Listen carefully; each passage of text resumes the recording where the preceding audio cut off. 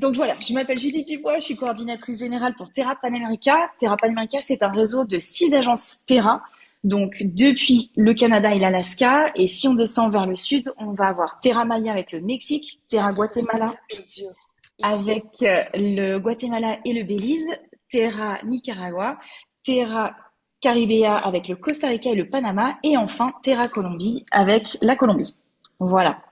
Aujourd'hui, nous sommes avec Louise Delabrosse, qui est gérante de Terra Canada, ainsi qu'avec Nina Lougachet, qui est son adjointe. Voilà, je continue à admettre tout le monde au fur et à mesure. Et elles vont nous parler du Canada de l'Est. Donc, Sí, la familia c'est de un Caro. Ah, webinaire. justo acabo de ver. Voilà. C'est un webinaire qui va être vraiment dédié aux provinces de Québec, l'Ontario et les provinces maritimes. L'Est du Canada est toujours une destination plébiscitée par le marché francophone. Et donc aujourd'hui, on va découvrir ce qui fait un voyage Terra Canada, toutes les pépites hors sentier battu, les possibilités pour créer vraiment des circuits qui combinent gastronomie, activités originales, grands espaces bien sûr, mais aussi logements hors sentier battu. Voilà, je vais laisser la parole à Louise et à Nina qui vont nous parler de leur belle destination et de leur service. Bonjour Louise, bonjour Nina. Bonjour Bonjour et tout le merci à monde. tous de votre participation. Donc, comme le disait Judith, on va vous présenter le Canada de l'Est qui est déjà très plébiscité par les voyageurs pour aller généralement à Toronto, aux chutes du Niagara, mais aussi au Québec. Donc, on va vous représenter ces provinces assez incontournables, mais également en vous présentant les aspects plus hors sentier battu, les dernières pépites qu'on a ajoutées à notre catalogue suite à nos dernières prospections terrain. Donc, on va partir d'ouest en est. Donc, on va commencer avec l'Ontario. On va poursuivre avec le Québec, qui est très plébiscité surtout sur Montréal et Québec, mais on va vous présenter les autres régions. On va partir également en Gaspésie, où j'ai fait ma dernière prospection en septembre dernier. On a ajouté des pépites un petit peu plus hors sentier battu que ce qu'on proposait déjà ces dernières années. Le Nouveau-Brunswick et la partie acadienne, qui est aussi une partie francophone de cette province anglophone. L'île du Prince-Édouard. La Nouvelle-Écosse, dont revient tout juste Nina d'une dernière prospection en octobre 2024. Terre-Neuve et Labrador, qui est une province assez méconnue des voyageurs, qu'on a ouvert l'année dernière suite à la dernière prospection de Julie, la fondatrice de l'agence. Et on partira aussi un petit peu du côté de Churchill, qui est une province qui se situe dans la province du Manitoba, en plein centre du Canada, mais qui se relie très bien aussi pour des voyageurs qui ont un petit peu plus de temps et de budget avec le Québec ou l'Ontario. On peut s'y rendre en avion, mais aussi, on peut également s'y rendre en train. Alors pour vous faire une petite présentation un petit peu globale de comment on peut se déplacer dans le Canada de l'Est, des saisons, etc. Sachez que, comme le disait Louise, c'est vraiment une région qui se visite parfaitement en train. Donc pour vos clients qui aimeraient peut-être pas utiliser la voiture, que ce soit pour des questions environnementales, pour des questions de confort aussi, puisque on sait qu'on a des clients qui préfèrent le confort du train et de pas louer de voiture, c'est tout à fait possible. Toutes les villes sont très bien reliées, que ce soit Toronto, Ottawa, Québec, Montréal, et aussi des villes dans les provinces maritimes. Donc c'est vraiment super, c'est tout à fait possible d'organiser un voyage comme ceci. En voiture, c'est le road trip plus classique qu'on connaît bien, mais qui est parfait également, que ce soit pour découvrir les couleurs de l'automne, les parcs, les randonnées. Et ensuite, on peut rajouter d'autres moyens de transport aussi, auxquels on pense un peu moins, comme le vélo par exemple. Et bien sûr, toutes les villes se visitent très bien à pied, de même que les parcs, etc. Donc on est vraiment sur une région qui se visite de plusieurs manières et qui peut aussi se combiner. On peut tout à fait faire une partie du voyage en train, une autre partie du voyage en voiture. Ça permet de voir un petit peu les deux façons de découvrir le Canada et c'est souvent des belles manières aussi d'agrémenter le séjour. Au niveau des saisons, on voulait vous refaire un petit point parce que les saisons sont très marquées et amènent des activités qui vont être complètement différentes selon la saison, ce qui permet de pouvoir revenir et découvrir un Canada différent à chaque fois. Donc on va avoir des hivers qui vont être très marqués par la neige, le froid, les activités hivernales. On va revenir sur ces activités-là, donc je vais pas forcément en parler trop maintenant. On a le printemps qui est un peu moins connu, mais qui est vraiment génial également parce qu'on a les couleurs des fleurs, les oiseaux, un petit peu la nature qui revient et qui est très intéressante également puisqu'il y a moins de touristes, moins de voyageurs.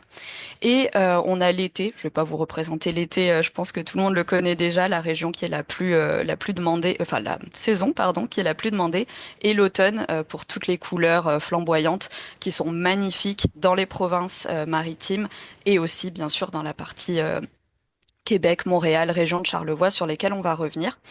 Les séjours de prospection, Louise vous les a déjà présentés, on vous les a remis ici. Donc on en a eu plusieurs, que ce soit en 2023, en 2024 et donc très récemment puisqu'on était sur la partie automne pour la plupart des voyages. Et on en a plusieurs à venir, ce qui nous permet d'être toujours à jour sur les expériences qu'on vous propose et qui nous permet de trouver toujours plus de pépites hors sentier battu pour vos voyageurs. Je vais donc vous amener en Ontario. On va rentrer un petit peu plus dans les détails des régions. Donc l'Ontario qui est ici, avec Toronto, les chutes du Niagara qui sont au niveau de la frontière. Voilà, c'est surtout cette région-là. Le parc Algonquin ici, je vais vous en parler. Souvent, on ne sait pas vraiment le situer. Donc vous le voyez, il est au nord de Toronto. Et pourquoi je vous parle de ce parc? C'est parce qu'on propose une très belle activité de canot camping, qui est vraiment une activité typique québécoise, typique canadienne. C'est vraiment quelque chose que les locaux font très régulièrement l'été. En fait, vous partez en canot, donc c'est vraiment des canots comme ceci. On n'est pas sur des kayaks classiques comme on peut avoir en France de manière plus less habituelle. Et en fait, vous partez en canot, vous vous arrêtez sur le bord de la rivière, et là, vous faites du camping en fait. Donc tout le matériel est fourni. Et pour vos clients qui seraient peut-être un peu plus intéressés par du confort, on a la même formule, mais avec des nuits en chalet. Donc c'est vraiment super pour des personnes qui veulent s'essayer au canot camping sur 2 jours, une nuit ou sur des durées un petit peu plus longues. Les guides sont vraiment très intéressants et vous apprennent plein de choses sur la faune, la flore, comment se déplacer avec le canot, comment le porter, mais ils peuvent aussi le porter pour vous. Voilà, c'est vraiment très intéressant pour ça. La région est aussi très connue pour sa gastronomie. On a des marchés locaux dans lesquels on peut proposer des dégustations de vin également, plutôt vers les chutes du Niagara. C'est une région très connue pour ses vignobles. Donc si vous avez des voyageurs un peu fins gourmets, on a vraiment des belles expériences à proposer. Pour les chutes du Niagara, on n'est pas trop hors sentier battu, je vous l'accorde, mais on a plusieurs manières de découvrir la région, donc soit en voiture, soit en petits groupes qui vous amènent en fait directement pour les clients qui veulent pas conduire et qui veulent quand même pouvoir aller déguster du vin, voir les chutes. On peut aussi totalement organiser ça comme cela. Et ensuite, je voulais vous parler de Niagara-on-the-Lake que vous avez ici, qui est une ville qui se situe à peu près 30 minutes des chutes du Niagara, qui est beaucoup plus calme, beaucoup plus posée que Toronto, la grande ville, et qui est une étape vraiment alternative où on peut dormir sur place quand on visite les chutes. On est beaucoup plus proche des vignobles, beaucoup plus proche des Canadiens, puisqu'on est vraiment loin, voilà, du tumulte de Toronto. Donc, ça peut être une très bonne alternative.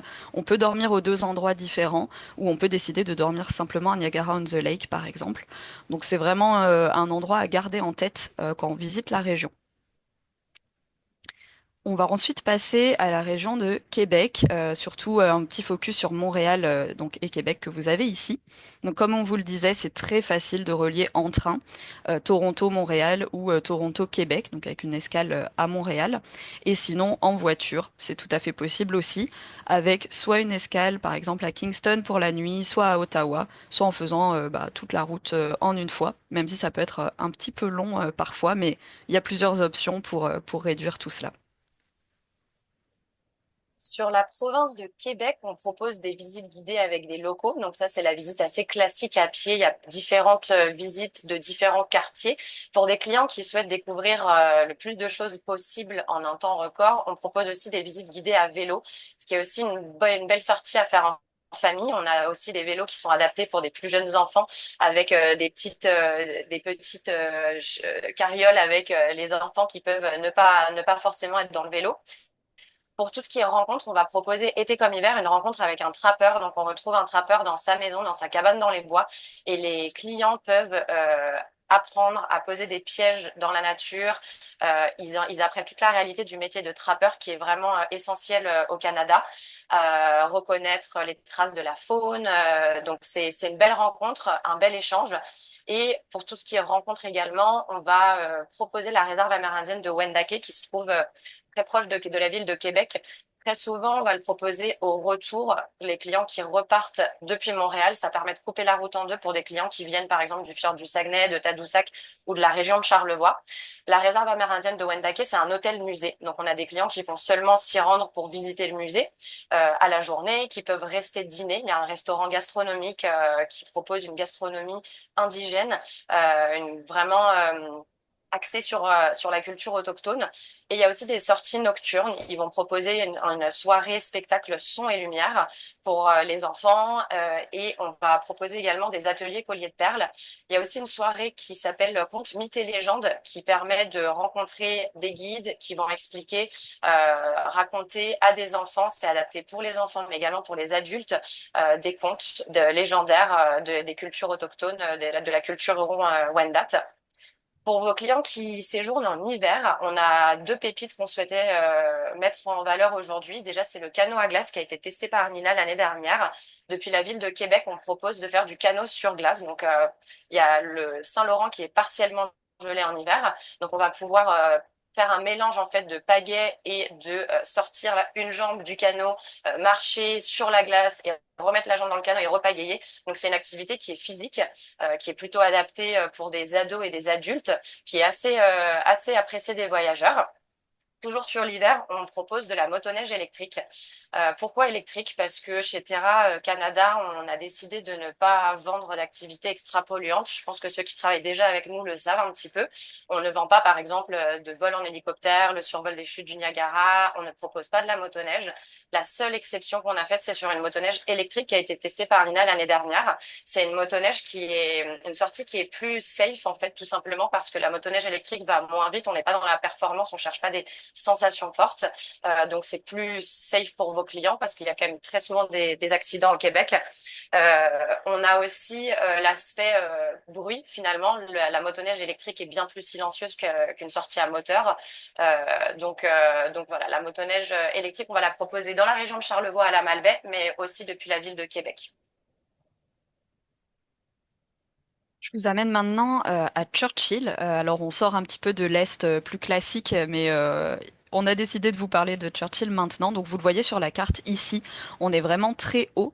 Mais en fait d'abord il faut arriver à Winnipeg, qui est un petit peu plus bas, et qui se relie très bien en train depuis Toronto. On est sur un trajet de 2 jours, 1 nuit à peu près, mais qui se relie aussi très bien depuis Jasper dans les Rocheuses. Je pourrais en reparler si jamais ça vous intéresse. Mais plusieurs manières de rejoindre Winnipeg, qui permet ensuite de rejoindre Churchill un peu plus au nord et qui est donc comme vous le voyez ici vraiment sur la baie d'Hudson. Pour vous parler un petit peu de Churchill, toutes les photos que vous voyez là, sauf les belugas, ont été prises par moi pendant mon voyage de prospection. Donc on peut vraiment voir des ours, on peut les voir très proches et on peut aussi voir des aurores boréales. C'est vraiment une région à part. Churchill, c'est des voyages qui vont être plus organisés, donc on part sur 5 jours minimum à Churchill même. Donc c'est quand même des voyages assez longs puisqu'il faut avoir le temps d'arriver jusqu'à Winnipeg, même si on peut totalement envisager une arrivée à Winnipeg dès le début, en fait, un voyage qui commence à Winnipeg et qui se termine à Winnipeg, ou alors d'arriver par exemple à Montréal, faire du train jusqu'à Toronto, du retrain jusqu'à Winnipeg. On peut faire plusieurs combinaisons puisque c'est un petit peu situé au milieu du Canada, voire même traverser tout le Canada avec une étape à Churchill. On a des voyageurs qui font ça et ils partent pendant 3 semaines, un mois, donc c'est tout à fait faisable. Et là, les saisons, pardon, sont assez marquées. Les ours polaires, ça va vraiment être octobre, novembre. Les belugas, on est plutôt sur du juillet-août, avec une possibilité peut-être de voir des ours polaires à cette période, mais beaucoup moins garantie qu'à la période octobre-novembre, qui est la période où les glaces vont se reformer et donc les ours vont commencer à se réveiller un petit peu, à bouger pour ensuite rejoindre des régions un petit peu plus froides au nord. Et au niveau des aurores boréales, quand j'y étais moi en fin octobre, c'était pas forcément la saison des aurores, mais on est tellement dans le nord qu'il y a vraiment des possibilités d'en voir. Et elles étaient quand même assez colorées, donc on a eu beaucoup de chance à ce moment-là. Donc voilà, une région vraiment à part, qui est à peu près un des seuls endroits au Canada où on peut apercevoir des ours polaires. Et pour les belugas, il y a vraiment un très grand nombre de belugas qui rentrent dans la rivière. Et c'est pour ça que c'est aussi très connu pour les belugas, même si on peut en voir un peu ailleurs, notamment vers Tadoussac par exemple. Et les guides sont vraiment très très très intéressants. C'est vraiment des passionnés qui vivent dans la petite ville de Churchill, qui est vraiment une ville complètement à part. Il y a très peu d'habitants, il y a plus d'ours aux alentours que d'habitants qui vivent dans la ville à l'année. Donc c'est vraiment un voyage très différent, avec des rencontres très très très intéressantes de passionnés d'ours polaires, de passionnés de Grand Nord. Donc vraiment une région à découvrir. Et on va revenir vers la région de Charlevoix maintenant. Je vous ramène un petit peu plus vers l'Est, qui est un peu plus notre sujet actuellement. Donc la région de Charlevoix, on l'a pas noté ici, mais si vous suivez ma souris, on est vraiment ici, donc au nord de Québec et au bord du Saint-Laurent. Ça remonte ici jusqu'à Tadoussac en fait, donc ça va être toute la région qu'on voit là. Et on peut, bah, pareil, tout à fait y aller en voiture. C'est plus une région en voiture qu'en train. Mais il y a aussi des possibilités de le visiter sans voiture si jamais. Et je vais laisser Louise vous présenter la région. Notre dernier séjour de prospection à la région de Charlevoix, il remonte au mois de septembre. J'ai passé quelques nuits là-bas. Avant ça, on était parti en 2023. Donc, sur le Québec, on essaye quand même de se maintenir informé des nouveautés. La région de Charlevoix, elle est intéressante déjà par rapport aux infrastructures hôtelières. On va avoir beaucoup d'établissements assez atypiques, par exemple des glampings de luxe pour une clientèle qui va avoir du budget, avec des spas privés directement dans son petit chalet en pleine nature, aussi des cabanes perchées dans les arbres ou des dômes. Et pour des clients qui ont un petit peu moins de budget, on propose aussi des nuitées en prêt-à-camper. Donc c'est des cabanes qui sont des cabanes ou des tentes en fait qui sont déjà prêtes, qui sont équipées aussi avec une cuisine, avec un petit coin pour faire du feu, etc. Donc les clients peuvent aussi cuisiner directement. Ils sont en plein cœur des parcs, ça leur permet d'être directement en pleine nature pour partir en randonnée. Cette région, elle est très accessible depuis Québec. On a à peu près une heure et demie de route pour les clients qui sont véhiculés. Donc, c'est vrai que c'est assez pratique. On peut tout à fait visiter d'ailleurs Charlevoix la journée pour des clients qui ont moins de temps. On n'est pas obligé d'y rester dormir. Pour les activités hivernales, on va proposer des sorties assez classiques comme des balades en raquettes. Donc, les clients peuvent être autonomes, louer leur raquette et partir se balader tout seuls ou avec un guide local. Il y a aussi pour les plus sportifs, des sorties en fat bike. Donc, c'est des gros vélos avec des pneus surdimensionnés qui sont adaptés à la neige. Et puis, toujours dans la région de Charlevoix, on va proposer, donc été comme hiver, donc on a des hébergements tout équipés. Je parlais tout à l'heure des nuitées un peu plus atypiques, mais on a aussi des chalets tout équipés en plein cœur de la montagne, au massif de Charlevoix que certains connaissent déjà, et des campings, du camping d'hiver. Donc on part avec la tente, on part avec l'équipement et le guide, et on va camper en fait en plein hiver. On a des petites tentes ou des grandes tentes dans lesquelles on peut directement installer le poêle pour chauffer la tente la nuit. Pour ce qui est des soirées, c'est vraiment une région qu'on souhaite mettre en avant c'est assez intéressant d'y rester dormir finalement parce qu'on va avoir des spectacles son et lumière au massif de Charlevoix. Donc les clients descendent la montagne dans des téléphériques et la remontent en télésiège. Donc c'est vraiment immersif. C'est une soirée qui dure à peu près une heure, qui est très intéressante, avec un spectacle de son et de lumière où on va écouter des histoires sur les Premières Nations. Donc c'est assez intéressant. On va avoir aussi toujours au massif de Charlevoix de la luge nocturne qui a été testée par notre collègue Laurie. Donc on a des sorties de luge en journée, mais la luge nocturne qui a lieu 2 à 3 fois par semaine est aussi une belle activité pour des clients qui souhaitent sortir un petit peu des activités classiques. On a aussi un astroblème de Charlevoix, donc ça permet d'observer les étoiles. Et on a un phénomène qui est visible partout dans le monde, mais particulièrement visible au Canada et depuis l'observatoire, qui s'appelle les Perséides. Donc, c'est fin août tous les ans. Ce sont des pluies d'étoiles filantes. Et là, on va avoir des activités pour les clients en soirée, adaptées aussi pour les enfants, sur l'explication de ces phénomènes assez particuliers. Et on va continuer notre découverte en Gaspésie. Alors, ce qui est assez intéressant, c'est qu'on peut totalement lier tout ce qu'on vous a montré très facilement, puisque quand vous êtes dans la région de Charlevoix, ici, vous pouvez prendre des ferries. Alors, il y a un ferry qui se prend vers Tadoussac, un ferry qui se prend depuis Charlevoix, qui permet de traverser, d'arriver de l'autre côté, et on est vraiment dans le Bas-Saint-Laurent, mais aux portes de la Gaspésie. Sinon, il y a toujours la possibilité de le faire par la route depuis Québec pour des clients qui voudraient pas forcément ou qui auraient pas le temps de s'attarder dans la région de Charlevoix, mais c'est très facile de relier ces régions-là. Et pour la Gaspésie, on est vraiment sur une région plutôt road trip qui se visite principalement en voiture et qui se visite très très bien de cette manière-là et c'est très intéressant. Et Louise va vous en parler un petit peu plus en détail puisqu'elle y allait il y a peu. Ce que disait Nina, c'est exactement ce que j'ai fait. Depuis la région de Charlevoix, j'ai pris un ferry pour me rendre en Gaspésie. La Gaspésie peut être visitée sur un rythme assez speed en 8-10 jours, mais on peut tout autant passer un séjour seulement en Gaspésie pour des clients qui ont envie d'y rester un petit peu plus longtemps. On peut rester 3 semaines en Gaspésie. Et moi, je l'ai combiné avec la partie nord du Nouveau-Brunswick, la partie acadienne, dont on va reparler juste après. Donc voilà, les dernières pépites qui ont été testées et approuvées cette année. Donc déjà, vos clients, généralement, quand ils souhaitent visiter la Gaspésie, c'est pour aller voir le Rocher Percé, qui est vraiment le rocher emblématique de la Gaspésie. Il y a des sorties en bateau qui font tout le tour du rocher et ensuite on se rend sur l'île de Bonaventure pour aller observer la colonie de foot-bassin, qui sont ces oiseaux en bas à droite du slide. On va avoir de l'observation des animaux, donc les observations des baleines qu'on retrouve presque partout au Canada. Mais c'est vrai que c'est beaucoup plus intéressant de le faire depuis la ville de Gaspé, en Gaspésie, qui s'appelle en fait, Gaspé, ça veut dire le bout du monde en langue micmac.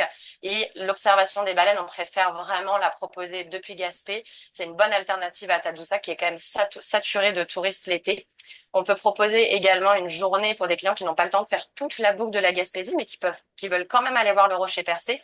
Depuis la ville de Gaspé, les clients peuvent rester dormir 2 à 3 nuits et aller observer les baleines depuis la ville de Gaspé, aller voir le Rocher Percé depuis la ville de Gaspé et non pas depuis la ville de Percé. Donc voilà, il y a vraiment différentes manières en fait de vendre la Gaspésie, même s'il n'y a qu'une seule route qui fait tout le tour de la péninsule. En termes d'hébergement, donc on a déjà parlé des hébergements insolites de la région de Charlevoix qu'on retrouve en Gaspésie. On a des dômes, on a des cabanes, on a des auberges. Il y a une auberge qu'on a souhaité mettre en avant, c'est l'auberge de montagne des Chic-Chocs que certains d'entre vous connaissent déjà. Je sais qu'il y en a certains qui ont déjà dormi, qui est ouverte toute l'année, qui se vend très bien en hiver ou en été. Alors là, on est vraiment coupé du monde. Vos clients, quand ils arrivent là-bas, déjà, c'est pas possible d'y aller avec son propre véhicule. On laisse le véhicule à Sainte-Anne-des-Monts et un bus en fait vient chercher les clients. On est coupé du monde, c'est-à-dire qu'on n'a pas de wifi, il y a pas d'internet, pas de connexion, pas de réseau mobile. Donc on est vraiment avec les guides. Tous les repas se partagent avec les guides et toutes les activités sont comprises. Donc on peut partir en randonnée, on peut partir se baigner dans une cascade ou on peut tout simplement profiter du spa de l'hôtel. Dans la baie des Chaleurs, qui est la partie sud de la Gaspésie, là où se trouvent les eaux les plus chaudes du Canada, on peut également faire une descente de rivière en kayak dans la rivière du Gouffre. Les eaux de la rivière du Gouffre sont parmi les plus limpides au monde. Donc voilà, là, la photo le représente bien. On a vraiment des eaux turquoise, vert émeraude, c'est très beau. On propose également depuis la ville de Gaspé, comme je le disais, en plus de l'observation des baleines, une sortie kayak au coucher du soleil avec les phoques. Donc en fait, on se promène en kayak et puis on observe les phoques. Donc ça, je l'ai aussi testé. C'est vraiment une belle sortie, chouette pour les familles, le soir à la tombée de la nuit. En termes de petites adresses insolites, vous verrez que les clients souvent demandent la Gaspésie parce que c'est aussi une région très intéressante en termes de gastronomie. On mange des fruits de mer, du homard, des crevettes. Et il y a également beaucoup de brasseries, beaucoup de distilleries. Donc on a trouvé une petite adresse assez sympa d'un couple de Gaspésiens qui ont ouvert une dégustation, qui propose une dégustation de gin. Ils ont ouvert leur distillerie à l'intérieur d'une église. Donc c'est assez atypique de déguster de l'alcool dans une église. Mais c'est une belle sortie et c'est une adresse un peu cachée qu'on aime bien ajouter dans les circuits des clients. On vous amène maintenant dans le Nouveau-Brunswick. Je vous montre rapidement sur la carte. Donc là, c'est tout ce dont vous a parlé Louise, donc la Gaspésie, la baie des Chaleurs qui était donc dans le sud ici. Et là, il y a une route qui permet de rejoindre donc le Nouveau-Brunswick. Donc on peut totalement faire un circuit qui lie en fait toutes ces régions très facilement. Ça va jusqu'à ici et elle va vous en parler un petit peu plus en détail. Plat. Donc sur le Nouveau-Brunswick, là on est toujours sur le séjour en fait que j'ai fait en septembre. On a la partie nord du Nouveau-Brunswick qui est acadienne, qui est donc francophone. Donc c'est assez intéressant pour des clients qui voyagent avec des jeunes enfants qui parfois vraiment sont focalisés sur le Québec parce ils cherchent en fait des rencontres avec des locaux qui parlent français, ce qu'on peut comprendre pour des enfants en bas âge. Le Nouveau-Brunswick s'y prête. Donc on a déjà, c'est beaucoup plus hors des sentiers battus, il y a beaucoup moins de touristes.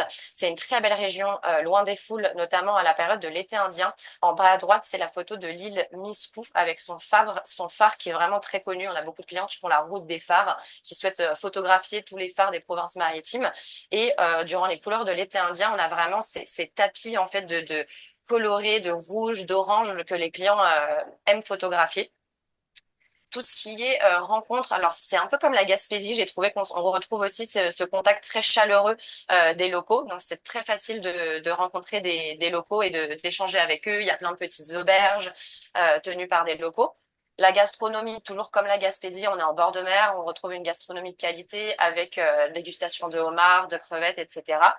Et des reconstitutions de villages d'époque. Donc, on va avoir des comédiens déguisés avec des vêtements d'époque.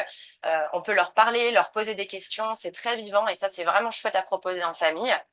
Et Nina en reparlera un petit peu après sur la Nouvelle-Écosse et le Nouveau-Brunswick. On a vraiment les plus grandes marées du monde. Donc, on va se promener en bord de mer. On voit la mer qui est en fait très haute, la marée qui remonte. Et 2 heures plus tard, on revient et la marée est très, très loin.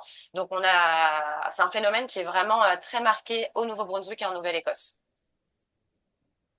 Donc tout à fait. Donc là, je vais vous parler de la Nouvelle-Écosse, donc qui est juste ici sur la carte, et aussi de Terre-Neuve. Alors pour faire un petit point déplacement, on peut tout à fait lier la Nouvelle-Écosse avec Terre-Neuve, puisqu'en été, vous avez des ferries qui partent depuis Sydney ici, qui arrivent à Terre-Neuve ici. Et vous avez un autre ferry d'ailleurs qui rejoint aussi Port-au-Basque là. Donc c'est vraiment très facile de lier ces régions-là, de rajouter du ferry. On peut y aller avec sa voiture. Donc c'est vraiment une très bonne manière de visiter les deux régions. Et la Nouvelle-Écosse donc est comme ceci avec l'île de Cap-Breton qui est très connue pour le Cap Boat Trail et la région de Yarmouth qui est là. Je vous en parle rapidement ici parce que je vais vous en reparler après donc pour que vous puissiez un petit peu situer. La Nouvelle-Écosse, donc et Terre-Neuve. Donc je reviens effectivement d'un voyage en Nouvelle-Écosse. Ça a vraiment été une très très bonne découverte, pleine de surprises pour moi. C'est vraiment une région à part qui est déjà hors sentier battu en elle-même, puisqu'il y a très peu de voyageurs, notamment des voyageurs européens qui se rendent dans la région, alors qu'il y a vraiment de très belles activités, de très beaux hébergements dans certaines régions comme ici, donc vers Yarmouth que je vous montrais juste avant. Donc un très bel hôtel, le Trout Point Lodge, qui est très connu pour l'observation des étoiles. La région en elle-même, surtout vers Yarmouth, est très connue pour ça, pour ses réserves de ciel étoilé. En fait, il y a très très peu d'habitants dans la région, donc moins de pollution lumineuse aussi, moins de très grandes villes, ce qui permet de bien apercevoir les étoiles, de bien les observer. Il y a plusieurs observatoires d'ailleurs. Ensuite, on a des belles activités comme le fameux rafting dans les marais. Alors là, on est sur un rafting un petit peu différent du rafting de rivière. On va pas avoir forcément de pagaie, mais on est vraiment sur ces bateaux, voilà, plutôt classiques, un peu de type Zodiac. Et quand les marées remontent, donc on est vraiment sur les plus grandes marées du monde et elles portent vraiment bien leur nom. Ça a rien à voir avec les marées qu'on peut avoir en France. C'est vraiment complètement différent. L'eau monte énormément en un temps record, ce qui va créer des vagues énormes. En fait, ils appellent ça des vagues verticales. Donc on a vraiment des vagues qui sont très très très verticales et qui permettent de s'amuser dans les vagues. C'est une activité géniale, qu'on soit en famille, qu'on soit en couple, et qui s'adapte aussi quand il y a des plus petits enfants. Puisqu'on peut, enfin les guides en fait ne vont pas aller dans les vagues les plus importantes avec des enfants, vont rester sur les vagues plus petites qui se créent sur le côté. Donc c'est vraiment une activité, je pense qu'on peut retrouver dans très peu d'endroits dans le monde. C'est vraiment unique et c'était vraiment incroyable. C'était une des activités les plus intéressantes que j'ai pu tester dans la région. Vous avez aussi la vallée de l'Annapolis, qui est connue pour ses vins, qui se trouve au nord de Halifax, qui est la ville principale dans laquelle on arrive si on arrive en avion, par exemple. Et on peut tout à fait s'y rendre en visite guidée, avec un guide qui va vous amener dans plusieurs vignobles ou en autonomie pour les vignobles qui accueillent en fait des voyageurs comme ça dans la journée pour expliquer un peu leur exploitation, leur vin, leur production. C'est vraiment une région très très très intéressante et toute la Nouvelle-Écosse est vraiment intéressante, que ce soit aussi au niveau des couleurs de l'été indien dans la région enfin dans l'île de Cap-Breton, avec le Cap Boat Trail où on peut faire des magnifiques randonnées Les couleurs sont magnifiques à l'automne et c'est aussi la période du Celtic Festival. C'est un festival de musique celtique qui est très très connu dans la région et en fait les habitants mettent vraiment en avant leur musique, leur art. C'est vraiment une bonne période pour voyager en fait l'été indien dans cette région-là. Et on a aussi une culture acadienne qui est très marquée dans la région de Yarmouth. Et les habitants sont très très très fiers de leur culture acadienne, du fait de parler français. Et on fait de très très belles rencontres dans les musées, dans les villes en fait acadiennes. Donc c'est vraiment très intéressant. Et ensuite vous avez Terre-Neuve, pareil, destination du bout du monde encore plus, je dirais, puisque là on est vraiment dans des paysages qui changent, des petits villages de pêcheurs comme vous le voyez ici, on peut faire un boil-up sur la plage, donc c'est un repas traditionnel terre-neuvien, avec vue sur les icebergs qui flottent au loin, donc on est vraiment sur quelque chose à part. Il y a même des applications qui permettent de suivre le trajet des icebergs et de les suivre, donc on peut même aller chasser les icebergs pendant le voyage. C'est vraiment une destination qui sort de l'ordinaire. On a des hébergements assez insolites, comme par exemple des glampings, des dômes, qu'on peut aussi beaucoup retrouver d'ailleurs en Nouvelle-Écosse. Ils aiment beaucoup ces hébergements-là. Et on a aussi, en parlant hébergement, le Fogo Inn, qui est très connu, qui se trouve sur l'île Fogo, qui est un petit peu plus dans le nord de Terre-Neuve, et qui est aussi très demandé et qui est aussi une expérience à part entière. Certains voyageurs y vont uniquement pour cet hébergement, qui est assez différent. Je vous invite à le regarder sur Internet. Il est vraiment très beau, très, très à part, très haut de gamme. Donc ça peut aussi être une raison de se rendre sur l'île, même si c'est pas la seule.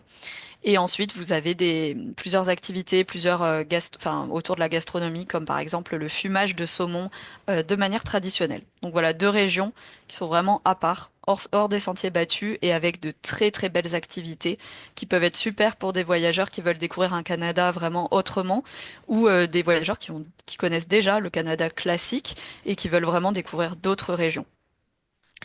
Et je vais finir rapidement avec ce qu'on peut vous proposer, nous, à Terra Canada. Donc il y en a qui connaissent déjà, donc qui reconnaissent un petit peu les carnets de voyage qu'on vous envoie.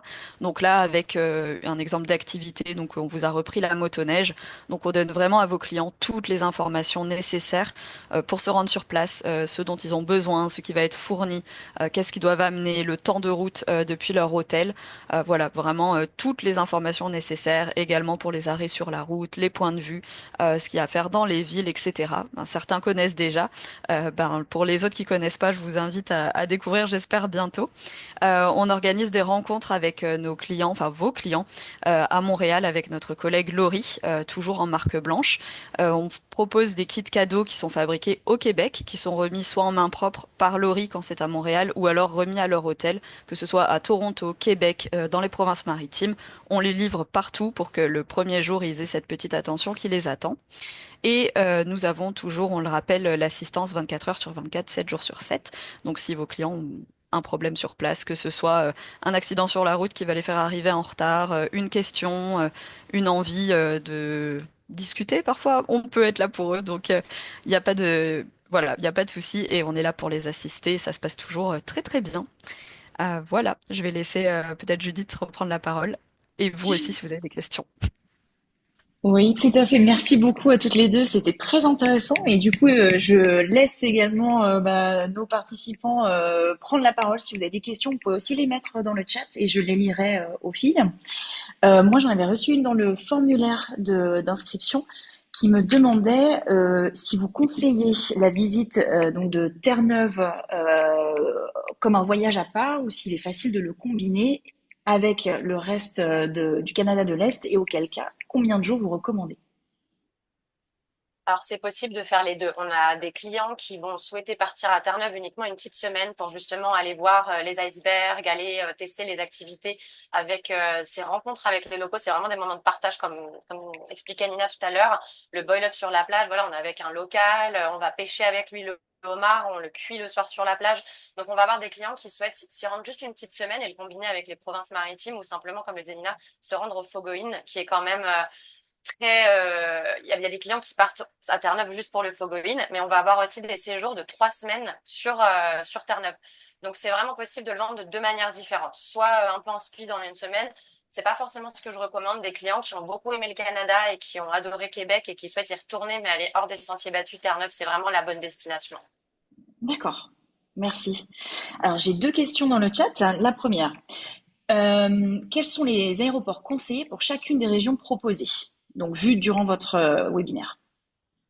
Ça va dépendre d'où partent les clients, parce qu'on a des clients qui vont partir de Bordeaux, d'autres de Paris, d'autres de Lyon. Donc honnêtement, nous on s'occupe pas de l'aérien. Donc sur l'aérien, je vous invite à vérifier directement de quelle ville partent les clients. Très généralement, en Ontario, les clients arrivent à Toronto. S'ils font que l'Ontario, ils repartent de Toronto. Autrement, on a beaucoup de clients qui combinent Toronto avec le Québec. C'est un peu l'itinéraire classique d'aller observer les baleines jusqu'à Québec. Et là, les clients peuvent repartir de l'aéroport de Montréal ou de Québec. En Nouvelle-Écosse, Nina mentionnait Halifax. Au Nouveau-Brunswick, on va avoir l'aéroport de Saint John. Voilà, il y a vraiment diverses possibilités selon le point de départ des clients. Oui, pour Terre-Neuve, on est aussi sur Saint John's. Il y a plusieurs Saint John et Saint John's, voilà. Faut Mais pas donc, confondre. faut pas confondre quand on réserve les vols. Mais voilà, pour Terre-Neuve, il y a Saint John's effectivement, et il y a aussi Red Deer qui est de l'autre côté. Donc, c'est tout à fait possible d'arriver à un aéroport, repartir de l'autre, ou d'arriver à un aéroport, comme le disait Louise, à Montréal, faire tout un tour et repartir, par exemple, depuis Saint John's ou Red Deer, par exemple. Mais voilà, il y a plusieurs options, et c'est vrai que ça dépend des villes de départ et des connexions possibles. Je transmets les remerciements de Florine pour vos réponses. Une deuxième question, est-ce que Wendake est devenu touristique ou est-ce qu'il n'est pas devenu trop touristique? Ouais, alors moi j'y ai passé une nuit et c'était en plein mois d'août, donc j'appréhendais aussi un petit peu Wendake parce que c'est vrai que c'est assez connu des voyageurs.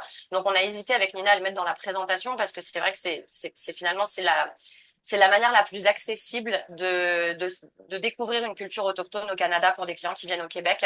Moi j'ai pas trouvé parce que l'hôtel c'est pas un hôtel de grande capacité non plus, donc il y a pas plein de chambres.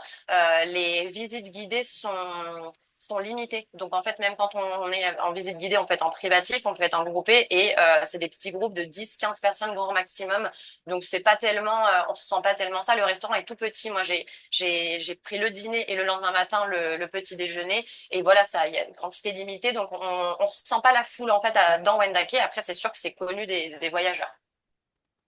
D'accord. Je- Alors, pourriez-vous nous donner une fourchette de tarifs pour un autotour base deux adultes et deux enfants en hébergement moyen de gamme et originaux de 15 jours dans les régions présentées? Alors, ça va vraiment dépendre de ce qui va être inclus. Si on inclut des activités ou si les clients ont un budget limité, auquel cas on va plus mettre des journées libres et on va beaucoup travailler le carnet de voyage détaillé en leur donnant beaucoup de suggestions de visites, de randonnées, etc. Euh, pour un séjour de deux adultes, deux enfants avec quelques activités, mélange de temps libre, moyen de gamme, dans les 15 jours, moi je dirais à peu près 2000, 2500 dollars canadiens. Je sais, tu me dis si je me trompe, Nina, moi c'est à peu près ce que j'ai en tête. Moi, j'aurais dit la même chose. Ouais, en base hébergement avec une chambre quadruple pour les deux adultes et les deux enfants. Ben, merci beaucoup pour cette réponse. Une autre question. En plein été, quelle région parmi celles citées aujourd'hui recommanderiez-vous en priorité hors Québec, Ontario?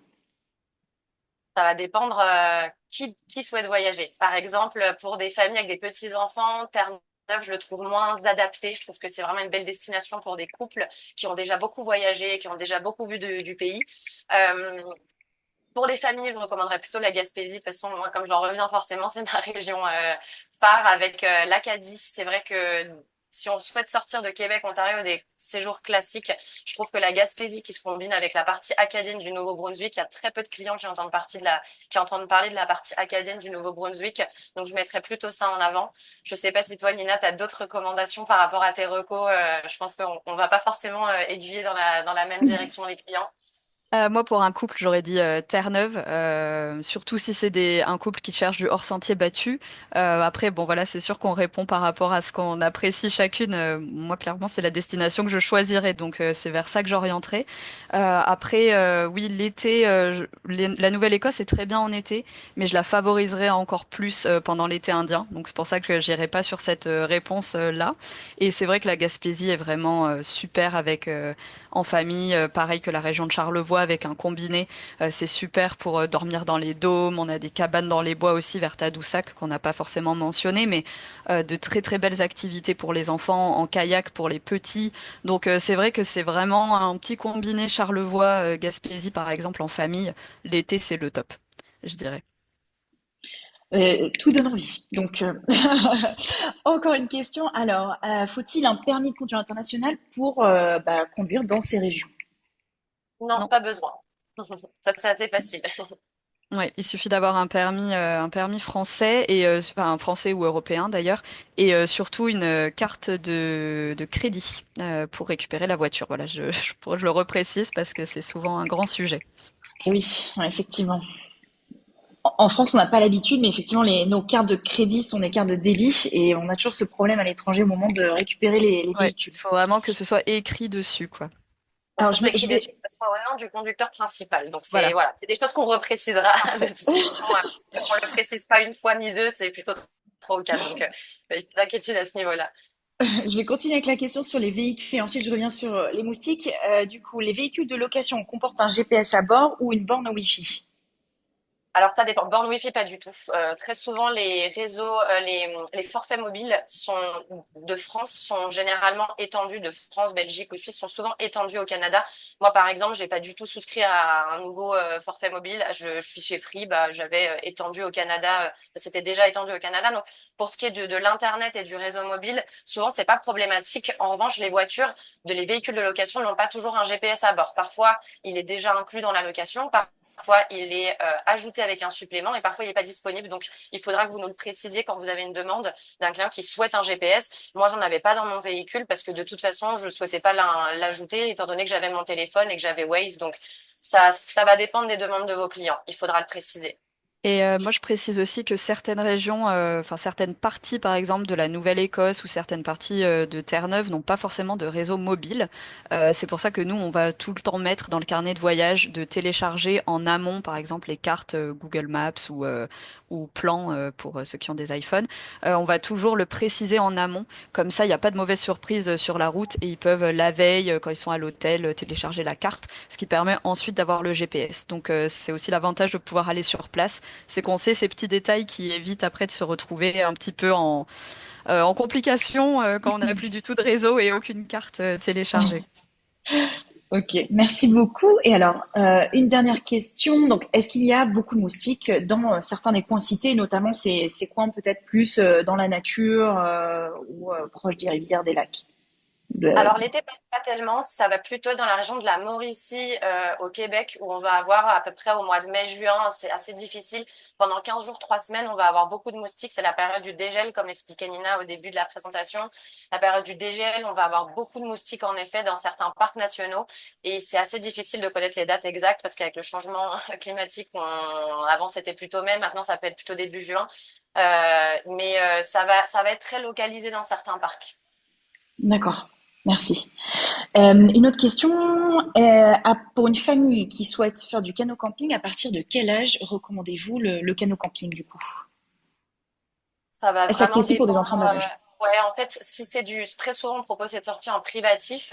On peut aussi la proposer en groupé pour des clients qui ont un petit peu moins de budget. Étant donné que c'est du privatif et que c'est vraiment du sur-mesure, là, la sortie qu'on travaille avec les guides, c'est jamais la même sortie qu'on va vendre deux fois. Donc, en fait, quand on explique au guide, en lui envoyant la demande, l'âge des clients, il va adapter la sortie. S'il y a des tout petits, on va plutôt prendre des rivières calmes. Si c'est des gens qui recherchent un petit peu plus de sensations, on va le préciser au guide. Donc, il y a pas d'âge minimal en fait. Le canot on a tout dans le camp, toutes les équipements du camping sont dans le canot. Donc finalement, c'est très stable en fait. On n'est pas dans un kayak à aller rechercher les sensations fortes. Donc c'est adapté pour toute tranche d'âge. On a même des sorties en canot avec des sorties en canot avec des enfants qui ont 3 ou 4 ans. Donc Ah il oui, suffit juste de préciser et puis nous on le mentionne au guide qui adaptera la sortie. très bien. Et une dernière question pour Churchill, vous recommandez combien de jours pour aller voir les ours polaires dans cette région qui est quand même très éloignée au nord? À Churchill même, c'est 5 jours minimum. Enfin, en fait, le voyage s'organise, c'est un petit peu différent de ce qu'on peut organiser d'habitude parce que là, les dates sont fixes, les dates de départ sont fixes. On a un peu moins de liberté, mais il y a une première nuit qui se fait à Winnipeg, un départ très très tôt le matin en avionnette qui amène à Churchill. Ensuite, sur place, il y a 2 nuits, une autre journée qui est entière en fait, et ensuite un autre avion qui repart et qui ramène. Donc on reste en tout c'est 5 nuits. Si je... Ouais, voilà, c'est ça. Une, trois et une à la fin. Donc on est sur 5 nuits, 5 jours sur place. On peut pas vraiment le compresser, on peut pas forcément trop l'étendre non plus. C'est vraiment un voyage un peu différent. Voilà, on a moins de sur-mesure pour cette région-là. Et ensuite, tout dépend de l'extension qu'on choisit, on va dire. Est-ce qu'on veut partir un peu dans l'est avant? Est-ce qu'on veut partir dans l'ouest après? Ou enfin voilà, ça peut changer. Mais il faut au moins partir 5 jours sur place. Donc compter une semaine, on va dire, pour arriver, visiter un petit peu Winnipeg ou visiter d'autres régions. Très bien, merci. Je vois quelques caméras qui se rallument. Je ne sais pas s'il y a d'autres questions pour terminer cette session ou bien voilà, je vous laisse quelques secondes pour prendre la parole si vous le souhaitez. Très bien. Ben, merci beaucoup, Louise, Nina. Merci à tous ceux qui se sont joints à nous aujourd'hui et qui, bah, j'espère, ont apprécié toutes ces informations. Si vous souhaitez plus d'informations, bien sûr, je vous renvoie le contact de Terra Canada. Je pense que vous l'avez peut-être déjà, mais en tout cas, je vous le renvoie. Je vous renverrai également cette belle présentation avec quelques liens vers des circuits et puis bah, la version YouTube, en fait, le lien YouTube qui vous permettra de le re-regarder si toutefois vous souhaitez prendre plus de notes ou prendre plus d'informations. Voilà, Merci à on tous pour aura. votre participation Merci. et à Nina, parce que Nina, je tiens à le préciser, est basée à Vancouver, donc elle s'est réveillée à 5h30 pour pouvoir faire la présentation à 6 heures du Tout à matin. fait. Donc merci Nina. Pas de Et souci. par ailleurs, on fera une deuxième session qui sera consacrée du coup à l'ouest du Canada, tout début mars. Donc je vous enverrai les invitations pour que vous puissiez vous joindre si jamais vous avez envie d'avoir bah, voilà, des informations sur les deux côtés de ce grand pays.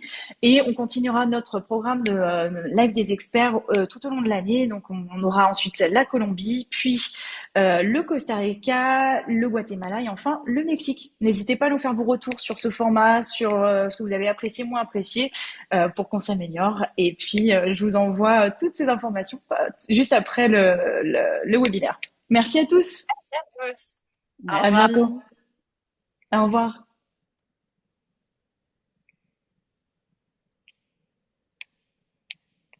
Oui, tout à fait. Pour l'Alaska, on fera une autre session, effectivement. C'est une grande destination aussi et qui mérite vraiment de rentrer en détail. Mais c'est magnifique. C'est le Canada puissance 1000. Très bien. Merci à tous.